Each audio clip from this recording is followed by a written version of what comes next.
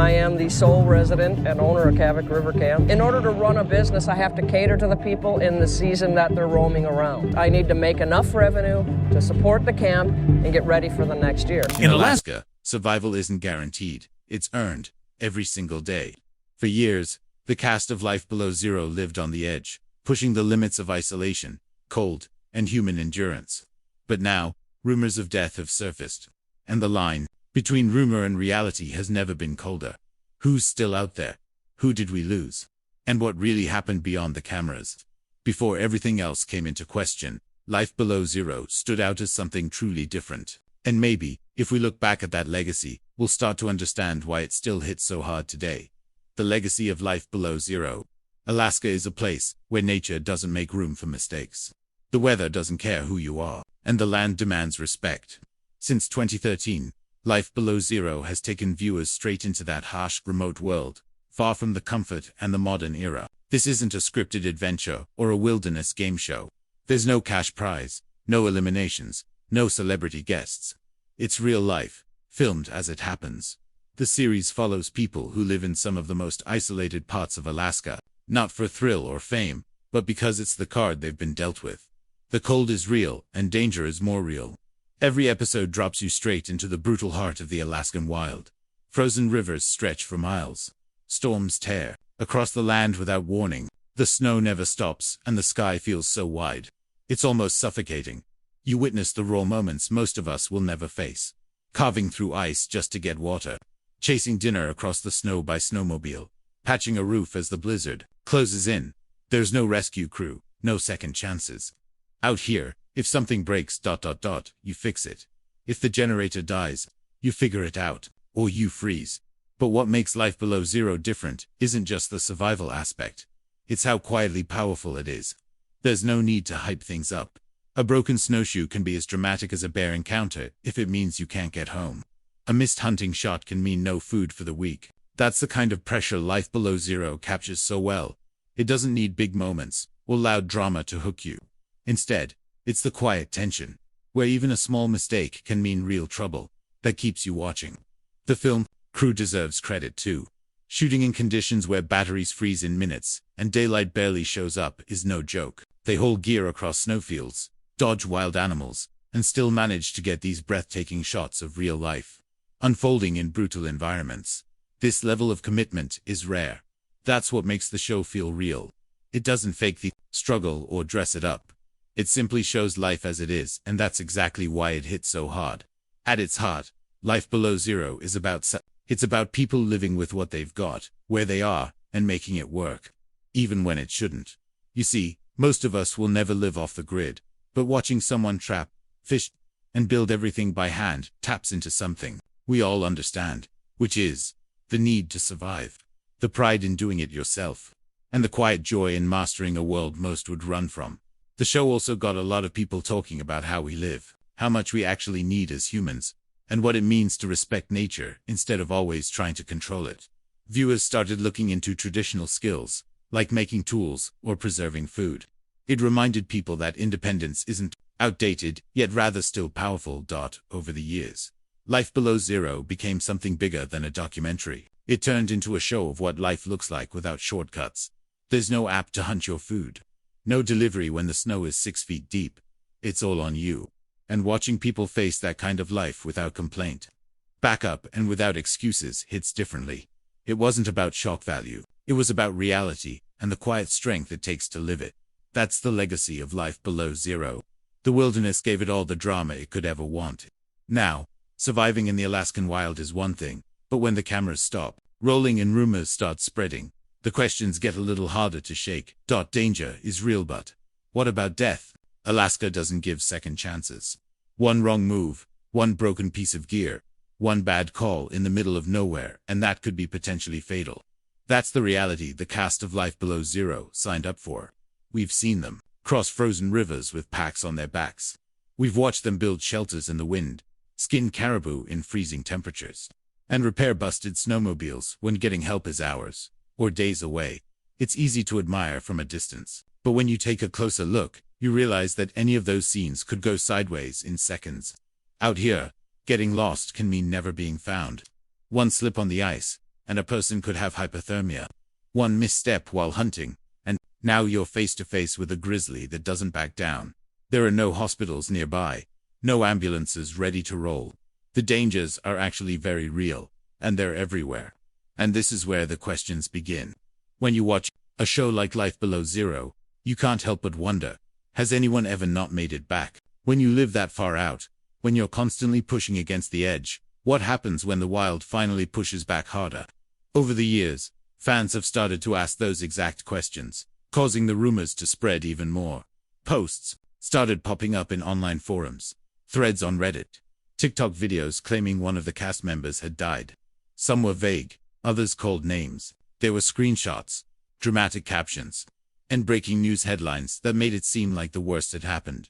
Suddenly, everyone was talking, but no one could tell if any of it was true. And that's the thing about rumors. Once they start, they spread fast, especially when the setting is already dangerous and remote. It doesn't take much for a rumor to feel believable when you're talking about survivalists living in some of the harshest conditions on Earth. To be fair, Life Below Zero has shown close calls before. There have been injuries, accidents, and moments where things looked pretty bleak. Viewers have seen equipment failures in the middle of winter storms. They've watched characters limp back to camp, or explain how they almost didn't make it. So, when a rumor pops up saying someone died, it doesn't sound far-fetched. It sounds very much possible. Also, when the cast goes mute on social media, or an episode ends with someone walking into the wilderness alone, that silence starts to feel heavy. People fill in the blanks. Did something happen off camera? Are they okay? Why haven't they posted? Why didn't they come back for the new season? Of course, fans are invested. They've watched these people live through things most of us couldn't handle for a day. So any news, especially bad news, hits hard. These aren't actors with roles. They're real people living raw and rugged lives, which makes the rumors even more unsettling. But are they really true? Did Alaska finally claim one of its own? Or is this another internet myth gone wild? Now that we've seen the brutal world they called home, it's time to talk about the people who dared to survive it, and what really happened when the cameras stopped rolling. Sue Aikens, the woman who didn't flinch. If there's one person from Life Below Zero that viewers never forget, it's Sue Aikens. Tough, outspoken, and wildly self-reliant, Sue brought her real life into cameras. Born on July 1st, 1963, in Chicago, Sue didn't stay in the city long. By the time she was a kid, she was already being introduced to the wild. Her mother moved the family to Alaska, and by 12, Sue was learning how to live off the land. That early exposure set the tone. She didn't shy away from the rough stuff. She leaned into it. Fast forward to adulthood, and Sue became a legend in Life Below Zero, running her home in one of the most isolated places in the country, Kavik River Camp, a former fuel stop turned survival base. She ran it alone, 197 miles north of the Arctic Circle. The fascinating part is that there were no neighbors, no stores, and no paved roads in this place. And yet, this is where she thrived. On Life Below Zero, viewers watched Sue haul supplies, battle extreme weather, and face down threats the average person would panic over. What makes Sue compelling is her honesty. She doesn't sugarcoat anything. She talks about the toll and what it does to her. We've seen Sue in tears, heard her curse storms that tear her roof apart. But she keeps going. Beyond survival, she runs the Kavik camp as a business. She handles bookings, manages fuel and food supplies for guests, pilots, researchers, and brave tourists. And while the show made her a public figure, she never leaned into fame. If anything, she stayed more private than ever. Off camera, Sue's life hasn't been easy. She lost 2 husbands, one to brain cancer, another under sadder circumstances. Sue also has 2 grown children and grandchildren she visits when off-camera. In interviews, she says Alaska is the place where she feels most herself. That mindset explains a lot. Sue doesn't see Alaska as an obstacle. She sees it as home. And when the camera pans across her frozen surroundings, you can feel that it's more than scenery. It's a way of life, one she refuses to give up, no matter how brutal it gets. Physically, the lifestyle has taken a toll. In recent seasons, she's talked about pain and the challenges of getting older out in the cold. But quitting is not in her vocabulary. What makes Sue unforgettable is her no-nonsense attitude. In one episode, after trying to raise a heavy plywood sheet onto her roof, she mutters, "I can't do it." But she doesn't stop. She cuts the board in half, finishes the job, and shakes off the frustration. This kind of raw energy made her one of the foundations of life below zero. Sue was the soul of the show. She didn't just survive Alaska. She made it bend to her, and in doing so, she gave viewers a front row seat to a kind of life that's rare, real, and unforgettable. After everything she's faced, you'd think nothing could stop Sue Aikens. But lately, there's been questions floating around that no one seems sure how to answer. Is Sue Aikens still out there, living off the grid? Or has the wilderness finally caught up with her? Survivor, not a statistic.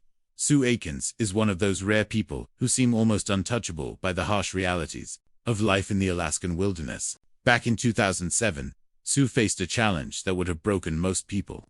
Alone at Kavik River Camp, hundreds of miles from civilization, she was attacked by a grizzly bear. Here's what happened.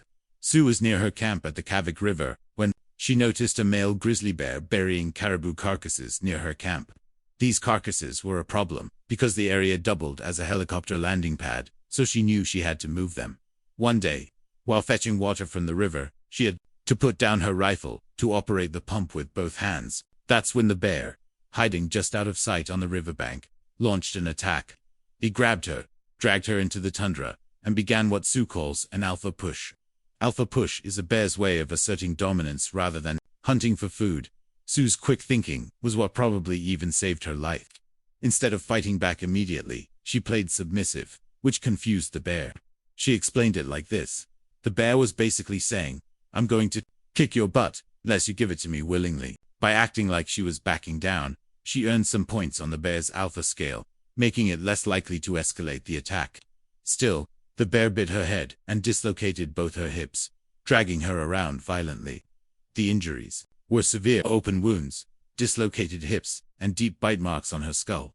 Despite the pain and shock, Sue managed to sew her own wounds and, incredibly, found the strength to track down and kill the bear that attacked.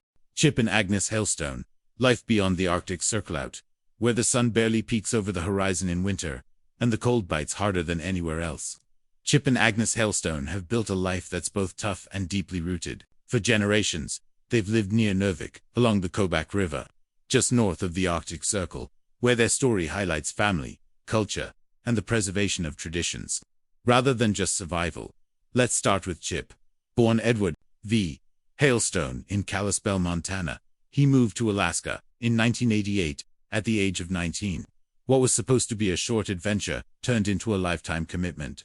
The vast, wild beauty of Alaska grabbed hold of him, and there was no turning back.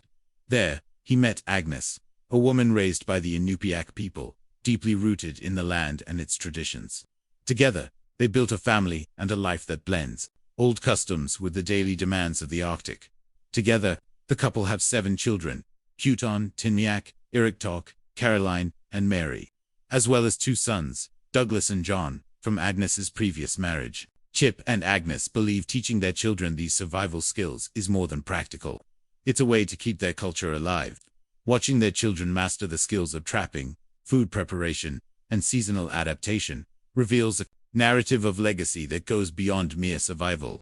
Life Below Zero offered a rare look at their world, a blend of hard work, close calls, and quiet beauty, where Chip and Agnes balance checking traps in the cold with preparing food by the fire. It's tough, no doubt. But for them, this lifestyle isn't only a choice. It's a connection to who they are and where they come from. Of course, life here isn't without struggles. Chip's path hasn't been smooth. In 2017, Chip ran into serious trouble when he was convicted of making false statements to Alaska state troopers during an investigation. He ended up serving about 15 months in prison.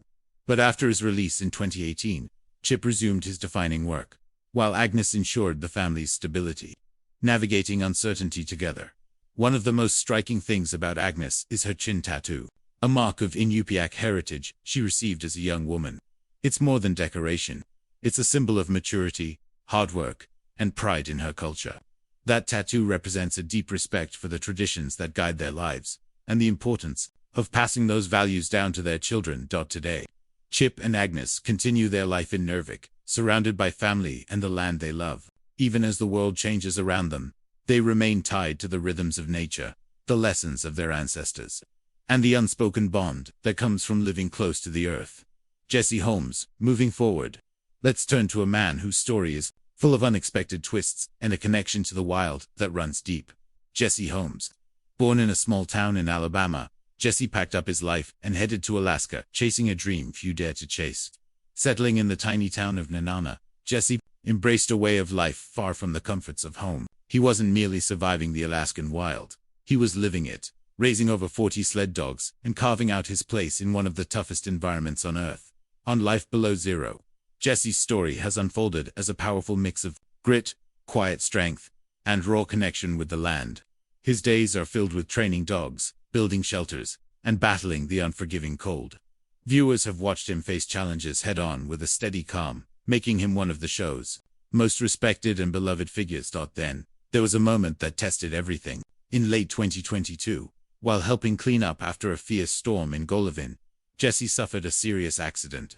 A heavy piece of debris fell on him, breaking his ribs, a wrist, and causing internal injuries. It was a close call. But even in the hospital, Jessie's spirit stayed strong. He was grateful for the support pouring in from the tight-knit Alaska community and focused on healing. Jessie's recovery wasn't just about bouncing back, it was about coming back stronger. He threw himself into rehabilitation and training, with a determination that reflected everything fans admire about him. His bond with his dogs never wavered. This bond, and his relentless drive, pushed him toward an incredible comeback. In 2025, Jessie Holmes made history. He won the Iditarod Trail sled dog race, a grueling 1,128-mile journey across Alaska's frozen landscape. This is the longest race due to scarce snow, and Jessie's time of just over 10 days placed him at the top among the world's best leading his team, including dogs Hercules and Polar. He crossed the finish line in Nome, to the cheers of fans and fellow racers alike. Jessie's story is more about a man who followed his passion into the wild, faced near tragedy, and came back to reach the peak of his sport. His journey on Life Below Zero shows us the true meaning of resilience and the deep, unbreakable bond between a musher and his dogs. Different paths. One wild Alaskanot, everyone from Life Below Zero, stays in front of the cameras, but their lives keep moving and sometimes changing in ways you wouldn't expect. When you think of the rugged wilderness of Alaska, a few names from Life Below Zero immediately come to mind. Among them, Andy Bassich, Denise Becker, and Glenn Villeneuve have each carved out their own unique paths, showing us different sides of life off the grid. Let's start with Andy Bassich, a man who has become a symbol of steady survival on the Yukon River. Andy Bassich has been one of the most steady presences on Life Below Zero. Living near Eagle, Alaska, on the banks of the Yukon River, Andy's life is deeply entwined with the land and the dogs he cares for. At 67, he's far from slowing down. Alongside his partner Denise Becker, Andy continues the lifestyle fans have come to respect, raising a pack of 25 sled dogs, hunting, building, and managing a homestead that demands constant attention. His resourcefulness and no-nonsense approach have made him a standout figure on the show, showing what it takes to thrive when nature calls the shots. His relationship with Denise, who joined him on the homestead after his divorce from Kate Rohr, added a new dynamic to his story, highlighting themes of companionship and shared survival in the harsh Alaskan environment. Also, back in 2018, Andy Bassich faced a serious health scare that changed everything for him. While trying to free a snow machine stuck in deep snow, he injured his hip badly. The injury got infected and spread to both his muscle and bone, nearly costing him his life. Because medical help is so limited out in the wilderness, Andy had to be airlifted all the way to Florida to get treatment. He spent about 6 months recovering there with Denise Becker, who's not only his partner, but also a trauma nurse. When he finally made it back to Alaska, his homestead had been left unattended for months. Even on crutches, Andy threw himself into rebuilding his home and caring for his sled dogs. His experience was a huge wake-up call about how dangerous life in the Alaskan wild can be, even for someone as tough as Andy. It also made him rethink what he wanted from life and the kind of pace he could keep going forward. Speaking of Denise Becker, her journey has quietly shaped much of Andy's life off the grid. Denise Becker stepped into the spotlight through her life with Andy, though she eventually stepped back from the show for health reasons. Denise's presence in Andy's story remains important. Choosing to live in such a remote and demanding place isn't easy, but Denise embraced it fully, sharing in the daily grind of caring for dogs, managing supplies, and weathering the brutal Alaskan winters. Her quiet strength and dedication reflect the kind of partnership that can make or break a life in the wilderness. Her dedication to this lifestyle has never faltered, even off camera. And then there's Glenn Villeneuve, whose story took a different turn after years of living in isolation. Glenn brought a unique energy to Life Below Zero with his deep connection to the land and solitary lifestyle. Following season 11, Glenn started a new chapter after leaving the show due to creative differences. Now, he lives in Fairbanks with his partner Tricia and their 3 children. This shift from isolated homesteader to family man in town shows how life off the grid can change, reminding us that even the most independent souls evolve. Story highlights that survival isn't just about living off the land. It's about adapting to whatever life throws your way. And sometimes that means embracing connection over solitude. Life Below Zero. Port protection. Life Below Zero, port protection. But the story doesn't end with the main cast. There's another side to this Alaskan universe where the stakes have been far more permanent. If Life Below Zero showed us the brutal beauty of surviving in Alaska's wildest corners, then Port Protection took us even deeper into what it really means to live far from the grid. It's not a spin-off in name only, it's part of the same universe. Cut from the same icy cloth. Port Protection first aired in 2015, following a small group of people living in a remote coastal village on Prince of Wales Island. No roads, grocery stores, or even safety nets. Just water, weather, and raw willpower. In 2020, the series was officially rebranded as Life Below Zero, Port Protection, making the connection crystal clear. But it's more than branding. Both shows are produced by the same Emmy-winning team and share the same signature documentary style, sweeping drone shots, close-ups of calloused hands, and the eerie silence only the Alaskan wilderness can hold. What really ties them together, though, is the soul of the storytelling. Life Below Zero is about fighting the elements, while Port Protection is about building a life within them. And while the main cast of Life Below Zero never crossed paths with Port Protection residents on camera, fans still felt a connection. Viewers who were drawn to Sue Aikens braving grizzlies found themselves equally hooked watching someone in Port Protection, building a home from driftwood, or hauling in a salmon with bare hands. It was more like different lives. Same grit. Although the main Life Below Zero cast are still alive, the extended family faces tougher realities, especially in Port Protection, where life's endings are unscripted and real. First, let's talk about the man who became the face of rugged independence, Gary Muehlberger. Gary wasn't flashy. He didn't chase attention or try to impress the camera. But what made him unforgettable was how effortlessly he lived off the land. A lifelong resident of Port Protection, Gary could fix a boat with scrap metal, catch fish in his sleep, and talk to neighbors like family. You could tell, the moment he stepped on screen, that he didn't play. Literally, he lived to it. In March 2021, tragedy struck. Gary's home caught fire, and when the flames died down, responders found remains inside. It was confirmed. Gary had died in the fire. He was 75 years old. For viewers, it felt personal. Fans flooded comment sections with memories and condolences. Nat Geo shared a tribute online, calling him a legend. And people from all over the world mourned a man they'd never met in person, but felt like they had known. Because Gary wasn't just a character. He was the heart of Port Protection. Then, we had the woman whose quiet strength made her unforgettable, Litzi. But if Gary was the builder and fixer, Litzi was the artist and soul. She brought a rare gentleness to the screen, with a resilience that ran deep. A talented sculptor and a master at living off the sea, Litzi carved out a space in the show that was both fierce and full of grace. Even after losing both of her sons, she stayed rooted in that isolated stretch of Alaska, choosing to keep going, creating and giving. Litzi passed away at 62 in June 2021 after battling cancer. Wasn't dramatic. It didn't come with headlines. But for fans, it hit hard. Comments poured in, remembering her for her spirit, her humor, and the way she made Alaska feel like home.